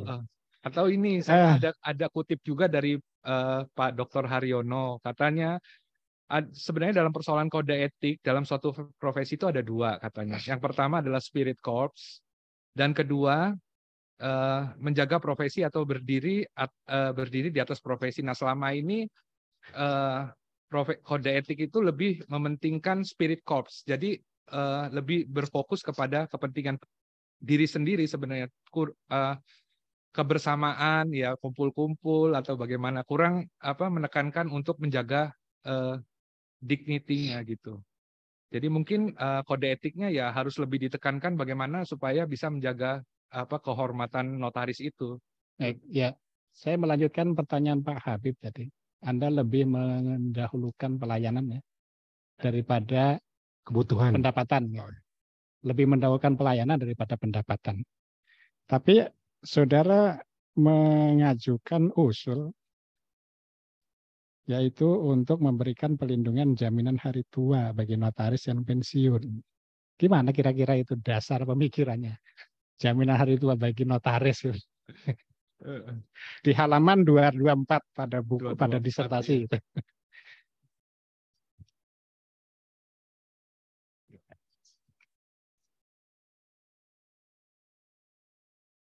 Dasar pemikirannya aja, kira-kira apa? Mengusulkan itu apa gitu relevansinya? Siapa yang berikan jaminan? Bagaimana pemberian jaminan itu disampaikan? Kira-kira gimana? Ya ya saya pikir ini hanya untuk kesejahteraan keluarganya. Siapa tahu nanti sewaktu-waktu notarisnya dipanggil, terus jadi dia tidak menyusahkan keluarganya. Kayak saya ngebayangin kayak ini Pak Ridwan, contoh yang sekarang lagi dipermasalahkan digugat di Surabaya. Ketika hakim memutuskan, iya Anda bersalah harus bayar 50 juta. Ternyata yang digugat meninggal, Pak Ridwan. Terus kan kasihan istri anak-anaknya yang harus membayar ganti rugi 50 juta karena perbuatan melawan hukum notarisnya itu gitu. Kira di situ. Jadi pendapatan juga perlu ternyata kan. Pendapatan juga perlu ternyata. Kemudian yang kedua, usulan kedua yang saudara sampaikan agar pengawas eksternal itu melibatkan ombudsman. Kira-kira gimana itu argumentasinya? Soalnya ombudsman itu nganggur. nggak jelas juga. Karena ujung dari ombudsman itu kan rekomendasi ketika ditemukan adanya maladministrasi. Gitu. Kalau di notariat itu ada nggak gitu? Gimana gitu? Di halaman 234 ya, kalau dalam itu ada usulan begitu. Gimana kira-kira argumentasinya? Saya nggak tahu ini ada kaitannya apa enggak, tapi saya pikir perlu saya sampaikan Pak Ridwan. Jadi dulu saya pernah ikut di kantor pengacara, itu almarhum, beliau yang menulis saya untuk masuk di sini. Dia bilang begini, kamu ya jangan sekali-sekali nulis bahwa akte ini berlaku pula sebagai kwitansi tanda penerimaan yang sah. Loh kenapa Pak? Loh akte itu bukan kwitansi katanya. Akte itu bukan kwitansi itu saya lalu berpikir saya mau buka kwitansi di kertas ini masa nggak boleh, mau saya tulis di akte bahwa akte ini sebagai tanda terima yang sebagai lunas nggak boleh. Terus ya dia jawab begitu. Nah setelah saya kuliah di UII saya dapatlah wejangan dari Bapak Dr. Musakir. Kata Pak Musakir, itu kalau notarisnya ngomong menurut keterangan penghadap katanya, pegang dulu katanya. Saya pikir-pikir, ya betul juga. Berarti saya harus bekerja berdasarkan bukti formal. Kalau Anda bilang sudah lunas, mana buktinya? Kan nggak bisa ngomong akte ini atau bukti transfer atau kwitansi. Harus saya tulis gitu loh. Nah selama ini kejadiannya seperti itu. Nah itu apakah masuk ke dalam maladministrasi atau bukan? Saya kurang tahu Pak Ridwan. Ya, baik. Terakhir, pertanyaan terakhir singkat saja. Kalau saudara memberi nilai apa yang saudara sampaikan dalam diskusi ini mau dinilai berapa? Gimana Pak? Mau dinilai berapa untuk ujian ini? Kalau saya yang penting lulus Pak Ridwan. Terus kemudian sudah cukup. Ini bisa bermanfaat dan saya bisa membawa nama baik UII bahkan berguna untuk bangsa dan negara saya. Amin. Gitu. Baik, terima kasih. Saya persilahkan yang berikutnya Profesor Dr. Agus Yudo Hernoko SHM. Silakan Prof. Terima kasih Ketua Sidang. Assalamualaikum warahmatullahi wabarakatuh. Waalaikumsalam. Saudara promovendus yang terpelajar, tentu saya dan Prof. Ridwan yang berbahagia pada hari ini bisa mengantarkan saudara untuk berdiri di mimbar panas itu. Terima kasih. Cuman sayangnya Anda kurang gentle gitu ya. Di mana kurang gentlenya? Anda bicara tentang notaris, tentang diri Anda, tapi di sini nggak penuh dengan notaris. Hadirkan itu biar dengar juga gitu ya. Jadi artinya langsung gitu loh ya, meskipun ada sebagian juga. Baik, ya tentu tetap saya mengapresiasi dan pasti akan muncul perspektif ya, dan itu biasa. Jadi saya melihat pada prinsip profesionalitas itu Paling tidak kalau saya ngajar di MKN ada tiga aspek untuk profesionalisme. Knowledge, skill, and ethic, ya, morality. Tentu itu akan berkorelasi dengan ya, mewujudkan notaris yang cakap dan berintegritas. Maka tadi pertanyaan dari para penguji, ini ada problem-problem apa? Problem filsafatinya, teoretikalnya, dogmatikalnya, ya, aturan main, atau sebenarnya penerapan law enforcement. Ini kalau saya melihat potret yang Anda sebut ya notaris, kemudian saya buka Facebook, jauh panggang dari api itu. Ya.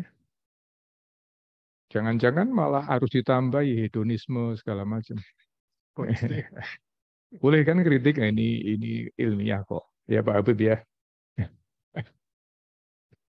Nah, tadi saudara sudah ditanya dari Pak Habib ya malah menggarisbawahi ini masalah, ada nggak masalah dengan proses pendidikan di kampus? Demikian juga dengan Pak Nur Jihad. Saya juga mau bertanya itu, tapi saya juga harus otokritik pada diri saya sendiri. Jangan-jangan kalau sampai kepada Anda problem integritas, jangan-jangan sejak di kandungan memang dia nggak dikenalkan dengan adab. Oh, itu di kandungan berarti di kampus. Kalau di kampus Anda tunjuk saya itu. Ya mana kasih nilai berapa kalau Anda tunjuk saya? Nah, tentu saya sebagai seorang dosen, saya harus melihat juga. Ini Prof. Budi, kita bertanggung jawab semua yang di sini. Intake kita itu filternya gimana, Wong? Kita nggak pernah tahu ya. Wong untuk masuk MKN juga nggak ada SKKB, ya, apalagi SKKI. Ya, surat keterangan kelakuannya berintegritas kan juga nggak tahu. Nah, justru yang saya inginkan adalah kali di dalam riset-riset Anda beberapa aspek itu tentang justru yang Anda tadi buat apa saya ikut pelatihan. Kalau toh ternyata, ya kan, klien itu justru tidak melihat itu sebagai satu bagian untuk menilai. Sebaliknya justru mestinya Anda harus meneguhkan bahwa CLA itu menjadi penting, continuing legal education, itu menjadi penting untuk melihat kecakapan. Relasinya begini, orang yang pinter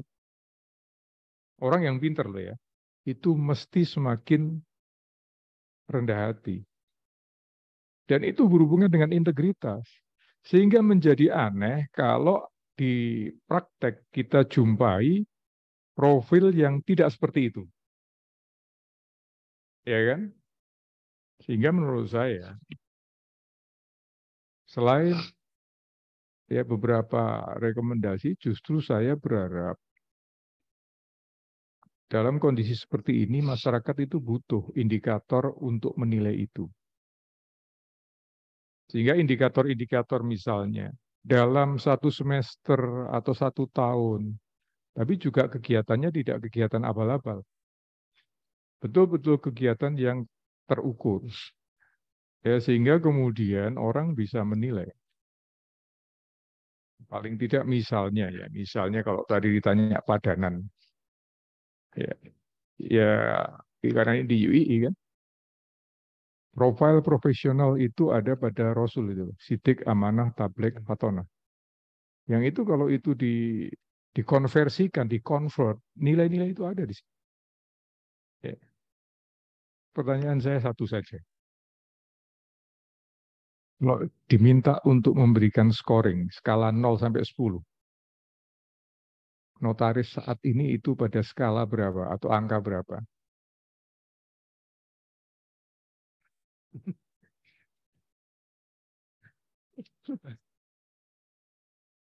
Jangan ragu-ragu karena itu menjadi feedback untuk kami yang di kampus juga. Ya kebetulan mungkin yang saya temukan itu, Prof, ya mungkin yang skalanya 5 sampai 6 yang saya temukan. Tapi mungkin di tempat lain ya saya pikir masih ada yang bagus kan gitu loh. Cuma kebetulan kok yang skala itu yang saya temukan begitu. Oke, cukup. Anda nggak boleh berprasangka, ya, karena yang saya lihat itu nggak boleh. Ilmuwan, ya, sakit apapun Anda harus punya tadi indikator-indikator objektif. Siap. Maka itu yang kemudian dengan objektivitas itu kita bisa melangkah untuk memberikan justifikasi. Ya. Terima kasih Ketua Sidang. Baik, terima kasih Prof. Agus Yudha Herdoko, SHMH.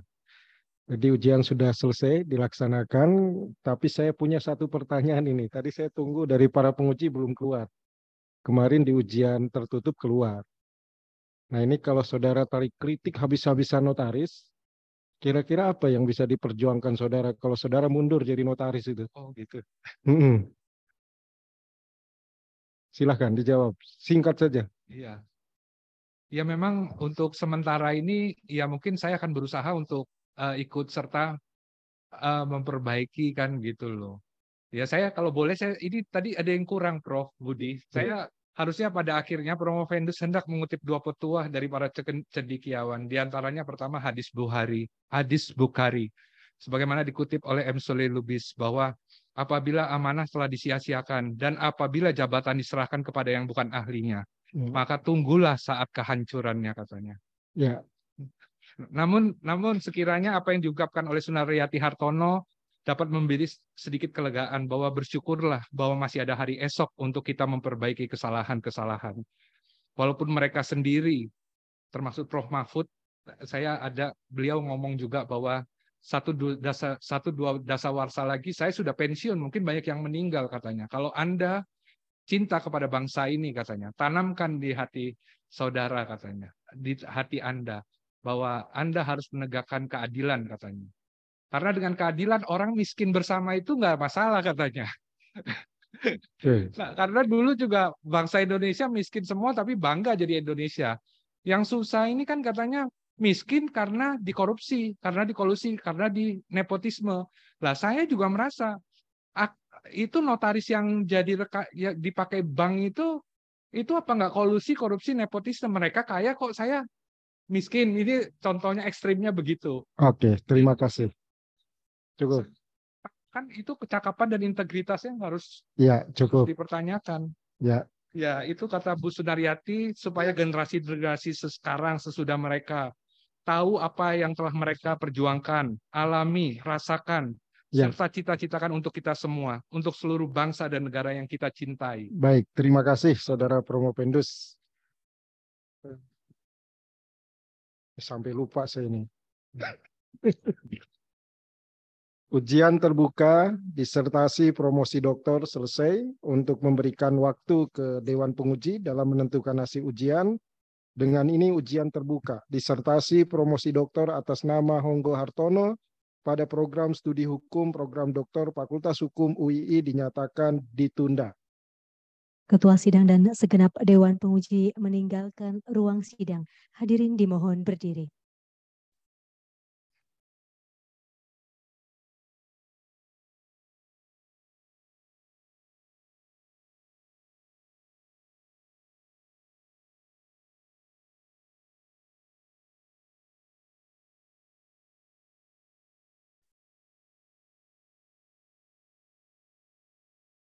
Promovendus dan pendamping meninggalkan ruang sidang. Hadirin disilahkan duduk kembali. Ibu dan Bapak hadirin tamu undangan yang kami hormati, kita akan jeda sesaat selama kurang lebih 10 menit sambil menunggu hasil penilaian dari Dewan Penguji. Terima kasih.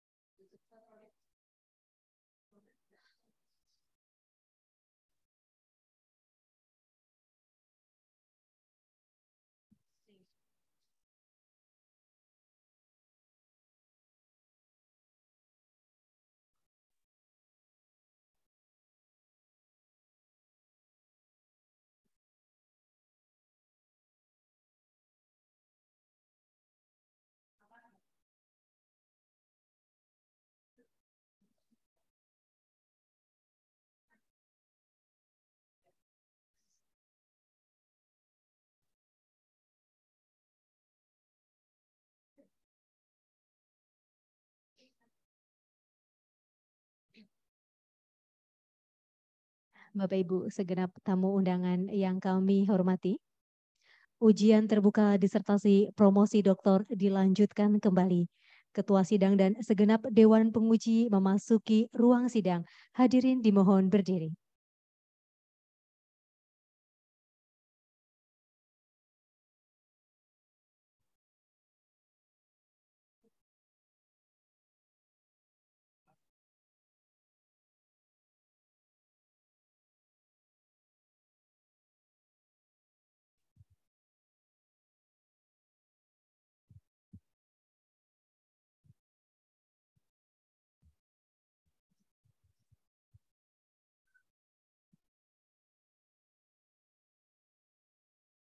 Hadirin disilakan duduk kembali.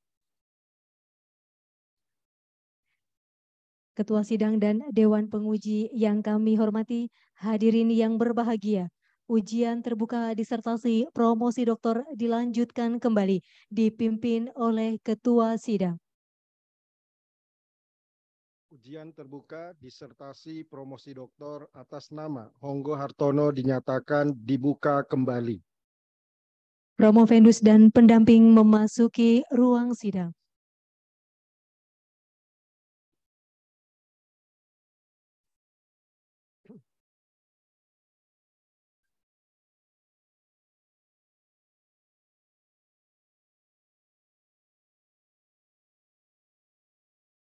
Pembacaan hasil ujian terbuka disertasi promosi doktor oleh Ketua Sidang.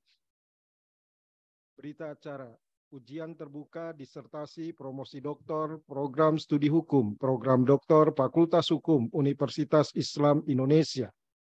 Pertama, pada hari ini Jumat 17 Maret 2023 pukul 14.00 waktu Indonesia Barat bertempat di ruang auditorium lantai 4 Fakultas Hukum Universitas Islam Indonesia, Jalan Kaliurang, kilometer 14,5 Ngemplak, Sleman, Yogyakarta, dalam acara ujian terbuka disertasi promosi doktor pada program studi hukum, program doktor Fakultas Hukum Universitas Islam Indonesia, atas nama Honggo Hartono SH.M.Hum MKN, nomor induk mahasiswa 189320006, dengan judul disertasi Prinsip Profesionalitas sebagai Landasan untuk Mewujudkan Notaris yang Cakap dan Berintegritas dalam Negara Hukum Indonesia. Kedua, ujian terbuka disertasi promosi doktor dipimpin oleh Dekan Fakultas Hukum Universitas Islam Indonesia, Profesor Dr. Budi Agus Riswandi SH.M.Hum sebagai Ketua Sidang dan didampingi oleh Dewan Penguji terdiri dari 1. Profesor Dr. Agus Yuda Hernoko SH.M.H, promotor, Dr. Ridwan SH.M.Hum, ko-promotor, Profesor Dr. Ahmad Sodiki SH, anggota, Profesor Dr. Nikmatul Huda SH.M.Hum, anggota, Dr. Habib Aji SH.M.Hum, anggota, Dr. Nurjihad SH.M.H, anggota. Ketiga, hasil studi Honggo Hartono SH.M.Hum MKN setelah diperhitungkan dengan IP Indeks Prestasi Teori Perkuliahan dan Disertasi yang terdiri dari ujian tertutup dan ujian terbuka, maka dinyatakan lulus dengan IPK 3,98 dengan predikat sangat memuaskan. Demikian berita acara ujian terbuka disertasi promosi doktor pada program studi hukum, program doktor Fakultas Hukum Universitas Islam Indonesia atas nama Honggo Hartono SH.M.Hum MKN dibuat dan disusun sesuai dengan jalan dan hasil rapat. Yogyakarta, 17 Maret 2023.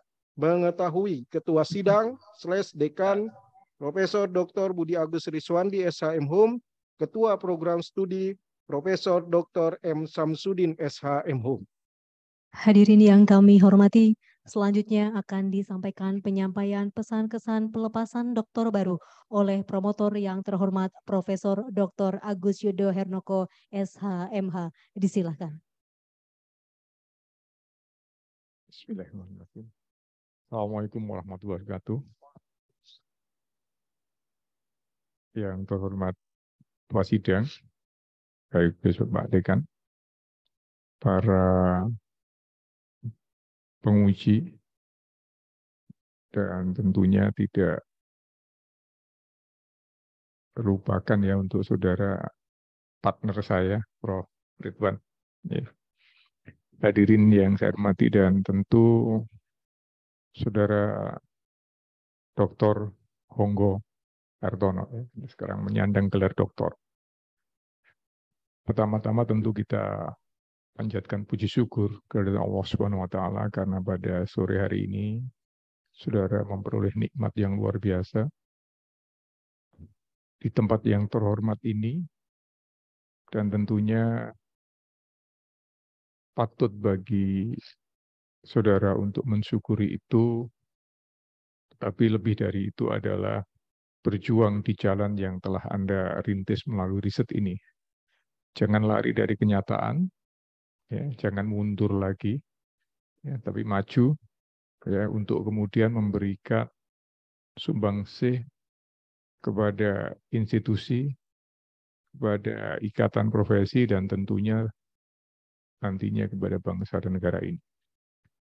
Saudara Dr. Honggo, sekarang saudara adalah kolega dengan kami semua. Justru dengan kelebihan saudara di kaki praktisi, tetapi sekaligus Anda mempunyai basis keilmuan ini, pesan saya sebagai seorang guru, demikian juga Prof. Ridwan, jangan tinggalkan ya laku praktikal Anda itu tanpa ilmu. Karena kalau Anda berjalan tanpa ilmu, maka Anda yang diinisiasi. Hilangnya integritas bisa jadi karena tidak dibingkai dengan ilmu yang benar. Oleh karena itu, tentu banyak sekali yang bisa kita diskusikan pada perjalanan-perjalanan berikutnya ketika saudara sudah menyandang gelar doktor, dan tentunya saya ingin Anda tetap seperti yang lalu, Anda tetap rendah hati, ya, Anda tetap juga konsisten ya dengan idealisme saudara, tapi di balik itu juga institusi maupun ikatan profesi justru memanggil saudara untuk ikut memberikan kontribusi. Kalaupun pada saat ini kemungkinan masih ada karut-marut segala macam, itu dinamika.